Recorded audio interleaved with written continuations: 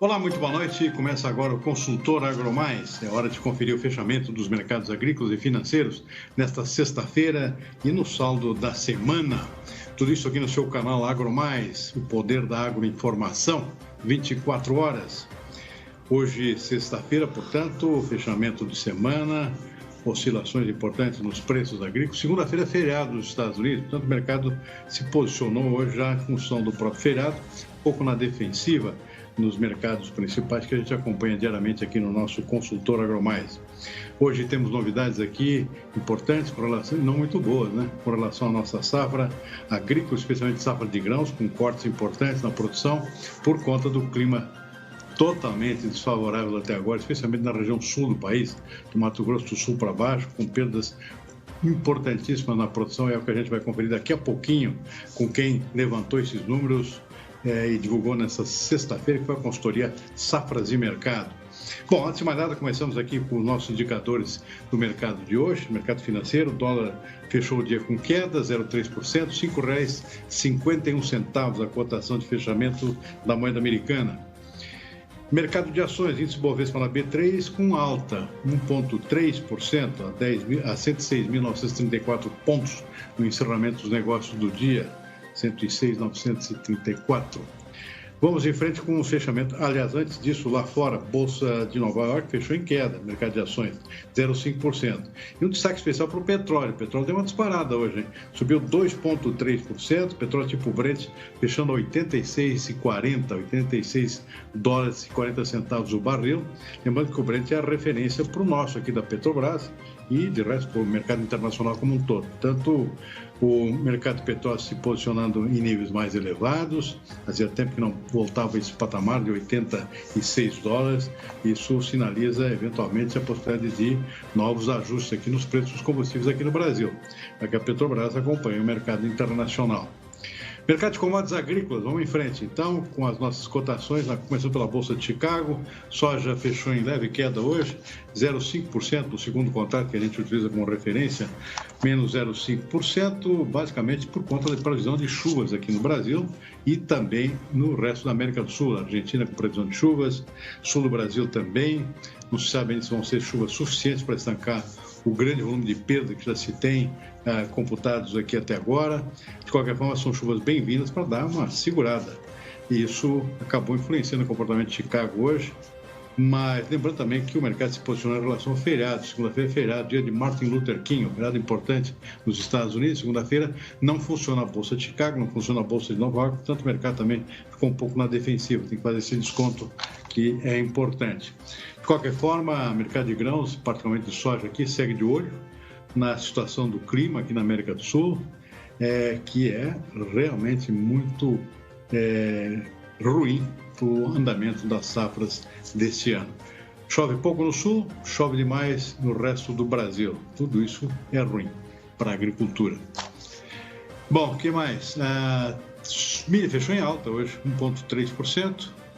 Acumulando, embora na semana tenha acumulado uma queda aqui de 1,7%. Fechou em alta, basicamente, pela preocupação com a própria falta de chuvas na América do Sul, a Argentina bastante afetada com sua safra, de milho também.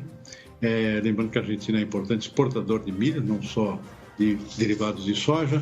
Isso também deixa o mercado um tanto apreensivo com relação aos nossos excedentes de exportação aqui na América do Sul. Boa demanda para o milho americano também, ajudaram a dar essa sustentação aos preços do milho na contramão do que aconteceu com a soja e com o trigo. O trigo também caiu hoje, 0,6%, com indicadores aqui de melhora na oferta global do cereal. O arroz foi um destaque importante hoje, deu um salto de 3 pontos percentuais hoje na Bolsa de Chicago. Bom para a Bolsa de Nova York. Nova York sacou algodão 2,6% de alta. O petróleo ajudou nesse comportamento hoje, mas o algodão está tendo a sustentação, um suporte bom, depois daquele relatório do USDA, divulgado essa semana, que apontou aqui uma tendência de produção e estoques globais mais curtos, menores. Isso está dando sustentação boa aos preços, já desde ontem, hoje não foi diferente. E, aliás, na semana, o algodão acumulou uma alta aqui perto de 4%. Portanto, é um algodão bastante firme, justificando, inclusive, os produtores brasileiros aqui estarem aumentando a sua área de plantio de algodão para essa safra nova, que já está em andamento, já está em plantio, embora com alguns problemas também acontecendo lá no oeste baiano, que é a segunda região produtora mais importante, por excesso de chuvas. O algodão sendo prejudicado nas lavouras, na sua qualidade em termos de plantio, por excesso de chuvas durante o plantio, quero dizer. O que mais? Café arábica em Nova York subiu hoje 1,1%, petróleo ajudou nesse comportamento. Volte um pouquinho, por favor. Estão atropelando demais, não falei do café, não. Voltar um pouquinho. Voltar para as cotações anteriores, café arábica em Nova York, com alta de 1,1%, petróleo ajudou nesse comportamento também. Preocupação com a safra brasileira desse ano também, problemas logísticos aqui no Brasil, aí voltou o café. E na semana, o café arábica acumulou uma alta de 0,5%. O Robusta caiu hoje em Londres, na semana também uma queda acumulada de 3,8%. Açúcar fechou em alta, com alguns fatores técnicos, o próprio petróleo também deu sustentação ao preço do açúcar, que fechou com essa alta aí, que a gente está mostrando, de 1,2%, e um acumulado na semana também valorizando 1,4% no saldo semanal. Para finalizar, temos o que mais? Suco de laranja, agora sim, queda de 1,7%, cacau subiu 0,9%, boi gordo na B3 fechou em queda hoje, contrato de fevereiro, 336,50, menos 0,2%, e o dog, como a gente já viu, com queda de 0,3%. Bom, notícia de impacto hoje, que a gente registra aqui com pesar, é uma queda nas estimativas da safra brasileira de soja. Consequência do clima desfavorável, do Mato Grosso do Sul para baixo, perdas muito importantes, particularmente no Paraná e no Rio Grande do Sul, principalmente no Paraná, perdas muito acentuadas, é o que detectou e divulgou nesta sexta-feira a consultoria Safras de Mercado. Eu tenho a satisfação de conversar agora com o Luiz Fernando Gutierrez Roque, que é analista da consultoria Safras de Mercado, especialista em mercado de soja, responsável por esse levantamento, e vai nos contar um pouco mais de detalhes sobre isso. Luiz Fernando, muito obrigado por nos atender aqui no nosso consultor. Conta pra gente, tá feia a coisa, hein? Eu não esperava que tivesse uma queda tão forte assim, esperava alguma coisa um pouco mais amena, mas pelo jeito a situação é crítica e não tem volta, né? Muito boa noite, Luiz Fernando. Boa noite, Silmar. Boa noite a todos. Obrigado pelo convite mais uma vez. Realmente, Silmar, infelizmente as quebras aqui no sul do Brasil são bem importantes. A gente também não imaginava que fosse chegar num corte tão grande na safra brasileira, pelo menos não por enquanto. Mas o fato é que o mês de dezembro, aí, essas primeiras semanas de janeiro, foram muito ruins em termos de chuvas, em termos de umidade no Paraná, em toda a região sul, Paraná, Santa Catarina, Rio Grande do Sul, além da Argentina também. E isso está realmente culminando em problemas muito importantes, que há um bom tempo a gente não via, né? Problemas tão relevantes aí no sul do Brasil. O destaque negativo realmente é o estado do Paraná, até porque, né, ele tem um desenvolvimento um pouco mais cedo nas lavouras, é um dos primeiros estados a plantar e a colher no Brasil, inclusive a colheita já está começando aí, a gente já tem em torno de 4% colhido no Paraná. E então, com relação ao estado do Paraná, a gente pode falar que a maior parte das perdas produtivas já é reversível, né? A gente trouxe um corte de um pouco mais de 30% na produção paranaense, no potencial produtivo. E a gente lembra, né, Silmar, sempre em anos de laninha são anos muito importantes e mais voláteis com relação à produção, porque anos de laninha essa falta de umidade atinge a região sul, e na região sul a gente tem Rio Grande do Sul e Paraná, que são 2 dos 3 maiores estados produtores do país, né? Só perdem para o Mato Grosso. Então, normalmente, em anos de laninha, quando a gente tem problemas, os problemas são importantes e impactam aí de uma forma muito relevante a produção brasileira. E é isso que a gente está percebendo. Então, com uma quebra de mais ou menos uns 30%, 35% no Paraná até o momento, e uma quebra inicial, que eu acho que ainda pode ter uma melhora se o clima melhorar, de 15% no Rio Grande do Sul, mais ou menos, que a gente está projetando. Só a soma dessas duas quebras desses dois estados aí já leva a produção brasileira a uma redução de 12 milhões de toneladas de produção. É algo muito importante, né? Então isso deve garantir que a gente não vai colher uma safra recorde no Brasil nesse ano. Fazia um bom tempo que isso não acontecia, né? Apesar da área recorde.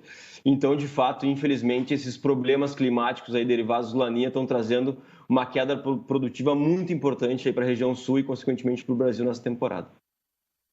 Só para, repetindo aqui para o nosso telespectador aqui, a consultoria Safra Seminicada está projetando agora uma safra de apenas 132 milhões de toneladas. A projeção inicial lá em novembro era quase 145, e significa uma produção menor que a do ano passado, ou seja, fazia tempo que não acontecia um recuo tão importante. O ano passado foram 138 milhões de toneladas. Então está aí já o quadro se desenhando aqui de uma produção menor, consequentemente com impacto em menores saldos exportáveis também, ou seja, toda uma consequência derivada dessa situação. 132 milhões de toneladas. Bom, o destaque você citou é Paraná, Rio Grande do Sul, mas tem perdas também em outras regiões. Eu imagino que Mato Grosso do Sul também teve recuo, Santa Catarina não é diferente. E para o Nordeste lá, a Bahia parece que também teve um recuo, mas lá por um excesso de chuvas. É isso, Luciano? Na região sul a gente também reduziu um pouquinho em Santa Catarina, embora as perdas sejam menores, até também pela relevância, né, do tamanho da área catarinense, mas a gente não está percebendo perdas tão grandes em potencial produtivo e rendimento de lavouras. E no Mato Grosso do Sul, assim como no Paraguai, né, tu deve estar acompanhando também, Silmar, e o telespectador, a gente teve perdas também derivadas também da falta de chuva. Então, só que no Mato Grosso do Sul as perdas são bem menos relevantes, elas não chegam a 10% aí. Então, eu acho que a produção do Mato Grosso do Sul ainda pode ser elevada, né? Embora naturalmente a gente não deva atingir todo o potencial produtivo, isso já de uma forma definitiva nesse momento a gente pode falar. No norte e no nordeste, na verdade, a gente acabou não mexendo em produção, Silmar. A gente quer esperar o início da colheita, porque a gente sabe que tem excesso de chuvas, né? Da metade do país para cima. Mas a gente ainda não pode falar em perdas produtivas, apesar de que há uma dúvida com relação à qualidade da soja que vai ser colhida. Então a gente está mantendo, por enquanto, o potencial produtivo aí da maior parte do centro-oeste, sudeste e norte e nordeste, mas eventualmente aí a colheita pode nos mostrar alguma perda de potencial em algumas regiões estaduais aí, e até mesmo perda de qualidade. Mas por enquanto a gente está mantendo esse potencial, até por isso a safra brasileira não está caindo mais, porque a gente acabou não mexendo nos estados aí da faixa central e da metade norte do país. Agora, Luciano, estendendo um pouco mais a situação toda, nós temos perdas também na Argentina, no Paraguai, com dois outros importantes produtores de soja também. E tudo isso pode ter impacto importante no mercado. O que vocês estão imaginando aí que possam ser as perdas na Argentina? Eu ouvi falar em 8 até 10 milhões de toneladas de quebra, né? Na Argentina, no Paraguai, a produção caindo quase pela metade. É tudo isso mesmo, Luciano? Eu acho um pouquinho de exagero nesse momento, Silmar. No Paraguai, sim, a gente pode falar em perdas mais definitivas, né? Até pelo ciclo também de desenvolvimento. Na Argentina, o ciclo é muito parecido com o Rio Grande do Sul. Então, se as chuvas voltarem nas próximas semanas, a gente pode ter uma diminuição das perdas. O potencial realmente de perdas ele é grande, mas eu acho um pouco cedo para falar em perdas de mais de 5 milhões de toneladas ou até mesmo 8 milhões, como estão falando. Eu acho um pouquinho cedo. Eu acho que pode sim chegar nesse nível, mas só se os mapas aí de previsões continuarem apontando para um clima ruim, e de fato é o que está acontecendo, né? O mês definitivo ou decisivo para a safra argentina é o mês de fevereiro e uma parte de março. E os mapas estão apontando para pouca chuva. Então, realmente, se confirmar essa previsão de pouca chuva aí ao longo de fevereiro e uma parte de março, a gente pode sim atingir essas perdas de 8 milhões, como estão falando, até um pouco mais. Mas nesse momento eu acho um pouquinho cedo, eu acho que a gente pode trabalhar com perdas mais ou menos como no Rio Grande do Sul, em torno de 15%, talvez, tendo em vista que essas perdas podem diminuir ou até parar de aumentar se as chuvas voltarem. Então, até por isso, né, Silmar, agora tu comentou com relação ao mercado, Chicago deu até uma recuada nessas últimas sessões, porque os mapas nos próximos 15 dias, 10, 15 dias, estão apontando para a umidade, tanto na região sul do país, do Brasil, quanto nas principais províncias produtoras da Argentina. Então, o mercado está nessa volatilidade aí de toda semana, né, olhar para esses mapas e adequar os contratos futuros. Então, isso mostra que o mercado ainda acredita que, de alguma forma, se as chuvas voltarem, a safra argentina pode as perdas na Argentina podem não ser tão grandes, mas eu ainda acho que o mercado tem um viés positivo, até porque a gente está falando de perdas bem importantes no Brasil, como a gente mostrou aí nesse nosso último levantamento, e o potencial de perdas ainda pode crescer. Então eu entendo que Chicago deve encontrar um suporte aí no curto prazo ainda em cima desses problemas e das previsões para fevereiro que não são nada favoráveis. Dúvida nenhuma, concordo plenamente com você, que talvez tenha sido absorvido já uma parte dessas perdas pelo comportamento recente da soja em Chicago, mas tem chance de dar uma virada aí para cima. Só para finalizar, Luciano, a gente não falou do Centro-Oeste. O Centro-Oeste sofreu muito com excesso de chuva, né? Que pode estar prejudicando, por exemplo, a qualidade da lavoura, além de atrasar a colheita e o próprio plantio do milho safrinha. Como é que está a situação no Mato Grosso, por exemplo, e Goiás? Exatamente, como a gente comentou antes, né, Silmar, existe um excesso de umidade, sem dúvida, né, faz um bom tempo que não para de chover no meio do país, no norte e nordeste, mas como eu falei, eu acho que ainda é um pouquinho cedo para a gente falar em perdas mais importantes, digamos assim. Eu acho que existe uma dúvida com relação à qualidade da soja, sim, né, a gente vai ver algumas lavouras sendo colhidas com uma qualidade baixa no grão, com grãos ardidos e tudo mais. Então, só que isso só a colheita vai nos mostrar, né? Então, a gente está começando a colheita aí no Mato Grosso, a gente tem algo em torno de 4% já colhido também. Se as chuvas continuarem, eu acho que essa é a grande preocupação agora. Se as chuvas continuarem, aí a gente vai ter, de fato, atraso na colheita, né? No Mato Grosso e nos demais estados da região centro-oeste e sudeste. E isso pode atrapalhar também o plantio da safrinha, a gente, né, sabe muito bem disso, e também atrapalhar essa qualidade da soja. Então, de uma forma geral, eu acho que a gente tem que esperar um pouquinho para ver um percentual maior das lavouras colhido aí para a gente entender melhor qual que é, de fato, o potencial produtivo que vai ser atingido aí no Centro-Oeste, principalmente no Mato Grosso, onde a gente teve muita chuva também, né, ao longo do mês de dezembro, nesses primeiros dias de janeiro. Então, mas por enquanto a gente está mantendo o potencial produtivo desses estados e eu acho que só a colheita vai nos mostrar melhor qual que é a realidade de fato aí dos rendimentos, da produtividade média aí que esses estados podem colher. Muito bem. Finalizando, Luciano, você está em Porto Alegre, tem alguma previsão de chuva para esse fim de semana para a gauchada? Tem, está chegando chuva aí a partir de amanhã.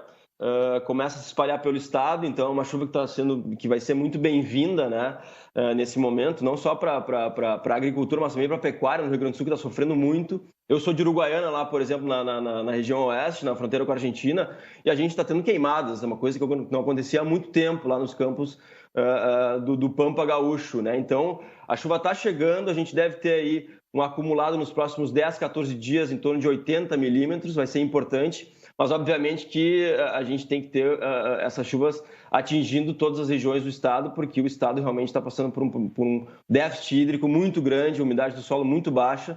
Então, não adianta chover 80 milímetros de forma localizada, tem que ser uma chuva mais ampla, mas, a princípio, os mapas estão apontando, sim, para uma chuva um pouquinho mais ampla aí nesses próximos dias aqui no Rio Grande do Sul. E na tua terra, eu vi uma previsão hoje de temperatura de 41 graus em Uruguaiana. Que coisa, hein? Impressionante. Impressionante. Bateu 42 hoje. Me mandaram uma foto de lá, 42 graus. Que coisa.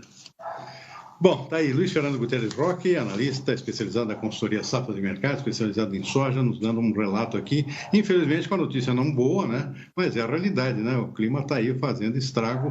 Produção brasileira de soja, portanto, já com tendência a ficar abaixo da safra do ano passado. Fernando, muitíssimo obrigado pela entrevista. Um bom fim de semana, boas chuvas por aí. A gente fica torcendo aí para que tenhamos realmente uma melhora nessa situação. Obrigado, boa noite, um bom fim de semana. Obrigado, Silmar. Bom final de semana. Até a próxima. Até a próxima. Obrigadão. Muito bom. Vamos em frente com o nosso consultor agromais. Já consumi bastante tempo, mas o assunto é importante. Vamos em frente. O que nós temos de notícia agora? Mercado físico. O mercado físico já tem aqui o fechamento da soja hoje.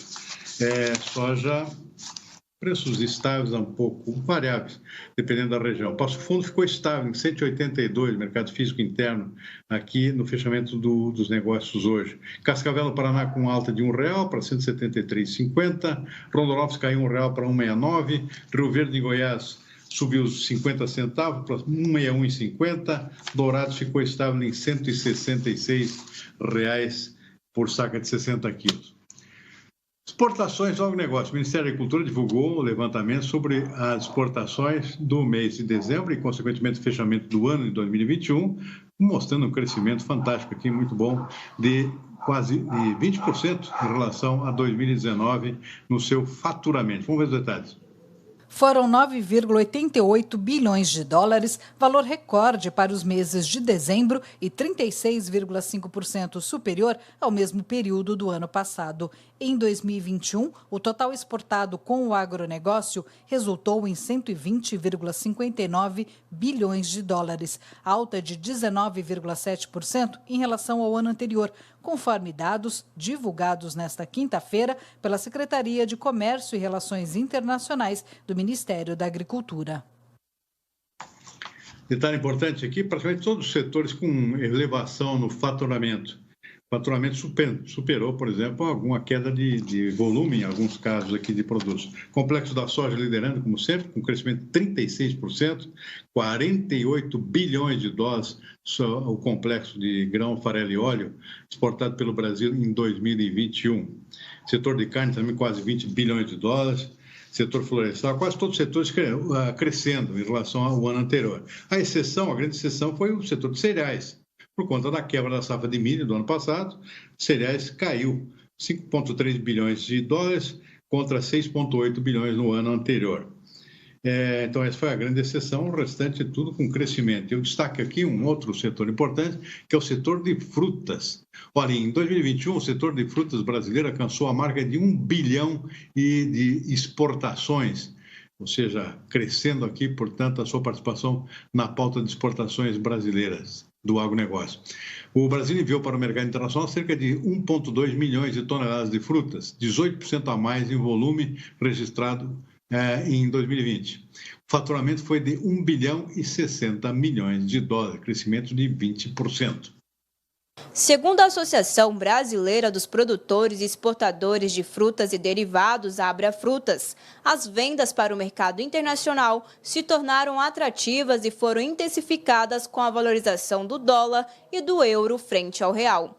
O clima foi outro fator que favoreceu a produção, possibilitando boas safras, ou seja, aumento de produtividade e qualidade. Além disso, ainda foi observado que, com o objetivo de aumentar a imunidade, houve um crescimento no consumo de alimentos saudáveis desde o início da pandemia, o que também resultou em mais vendas de frutas no mercado nacional e internacional. Ao considerar somente o mês de dezembro, as exportações brasileiras de frutas totalizaram mais de 131 mil toneladas, crescimento de 6% em relação ao mesmo mês em 2020. A Emater do Rio Grande do Sul divulgou hoje seu primeiro relatório consolidado sobre os efeitos da seca, da falta de chuvas, no estado gaúcho. Ao todo, são mais de 207 mil propriedades rurais que foram afetadas e sofreram perdas devido ao clima muito seco. A seca que atinge o Rio Grande do Sul desde dezembro afetou principalmente a produção de grãos e leite. Mais de 11 mil produtores de feijão primeira safra enfrentam problemas, assim como 16.500 produtores de fumo, 11.700 fruticultores e 4.500 produtores de legumes. De acordo com a empresa, houve redução de 644 mil toneladas na produção de frutas e de 19 mil toneladas nas lavouras de olerícolas. A cultura mais afetada continua a ser o milho. No estado, já são mais de 123 mil produtores com perdas. No caso do milho verão, os prejuízos podem chegar a 60% da produção que se previa inicialmente.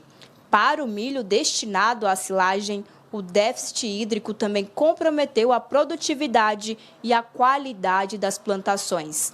As estimativas de perdas vão de 12,1% na região de Porto Alegre a 65% na região de Ijuí. Na soja, a Emater afirma que 77 mil produtores já foram afetados pela estiagem. A falta de chuvas comprometeu as áreas mais precoces. No entanto, o plantio da oleaginosa ainda não terminou no estado.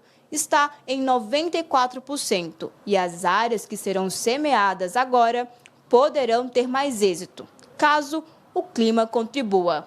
A situação também é complicada na pecuária leiteira, com mais de 23 mil produtores afetados e queda na produção de 1.660.000 litros de leite por dia. Um desastre essa situação. Afeta produção de grãos, produção de leite, pastagem, tudo ressecado por conta desse período longo de falta de chuva no estado gaúcho.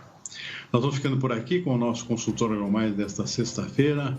Uma boa noite, um bom final de semana e até segunda-feira.